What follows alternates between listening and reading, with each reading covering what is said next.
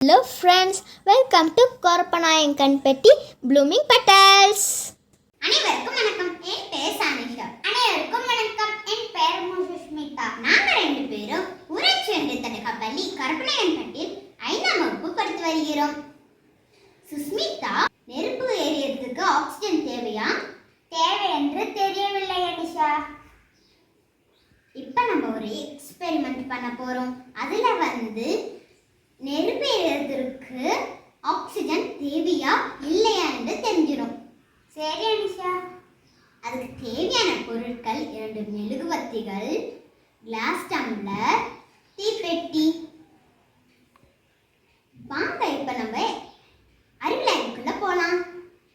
சுஸ்மிதா, இப்ப இந்த தீப்பெட்டியால இந்த 2 கண்ணிலையும் ஏறி வைக்க போறோம்.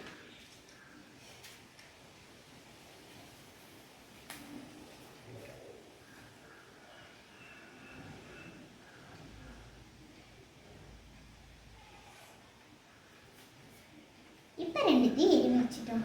இப்போ இந்த கிளாஸ் டம்ளரால இந்த மெழுகுவர்த்தியில் ஒன்றுத்தில் அணைக்க வைக்க போகிறோம். பாரேன், இங்கே பாரேன், கொஞ்சம் கொஞ்சமாக அது அணைஞ்சிட்டே வருதுல்ல சுஸ்மிதா? அணைஞ்சிருச்சு. அனிஷா, ஏன் அனிஷா உள்ளே இருக்கிறது மட்டும் அணைஞ்சிருச்சு, வெளியே இருக்கிறது மட்டும் அணையல? அது ஏன்னா உள்ளே இருக்கிறது அதில் இருக்கிற காற்று ஆக்சிஜன்லாம் அப்படி எரிஞ்சிருச்சு.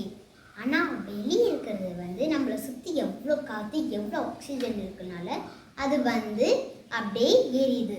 இப்போ இந்த அறிவியல் ஆய்வு மூலமாக இப்போ நம்ம நெருப்பு எரியறதற்கு ஆக்சிஜன் தேவை என்பதை உணர்ந்துட்டோம். நன்றி.